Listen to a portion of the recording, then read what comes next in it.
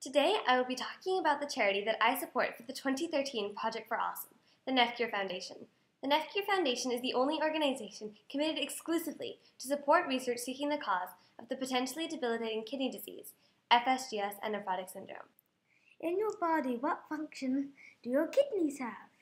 The kidneys are a very vital organ in our bodies as they act as a filter for our blood. A kidney is made up of tiny pieces called nephrons.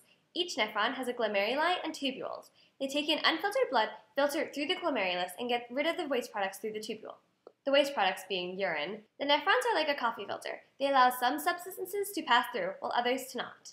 So what is nephrotic syndrome?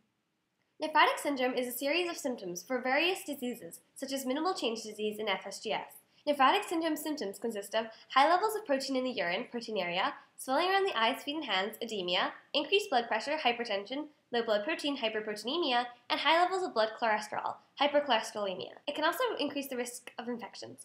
When the glomeruli become damaged, protein begins to leak into the urine. Basically, the coffee filters of the kidneys don't function properly and begin to filter out protein as waste. Nephrotic syndrome is the main cause of kidney failure in children. So why is protein leaking into urine such a bad thing? Having low levels of protein in blood can contribute to water buildup in tissues, depletion of anti-blood clotting proteins, high blood pressure, high cholesterol, loss of vitamin D that adds to risk of bone disease, and loss of immunoglobulin G, an antibody that helps fight off infections in tissues.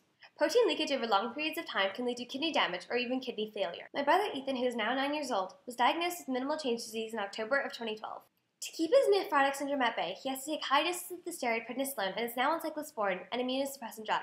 However, these medicines are not a cure. They simply keep nephrotic syndrome at bay. He's constantly having to adjust the dose he takes to keep himself stable. He has daily urine testing to check for protein in his urine and frequent blood tests to monitor his kidney function and blood levels. For him, living with minimal change disease has been a huge roller coaster, with hospitalizations for albumin blood transfusions, biopsies, and other complications of his nephrotic syndrome.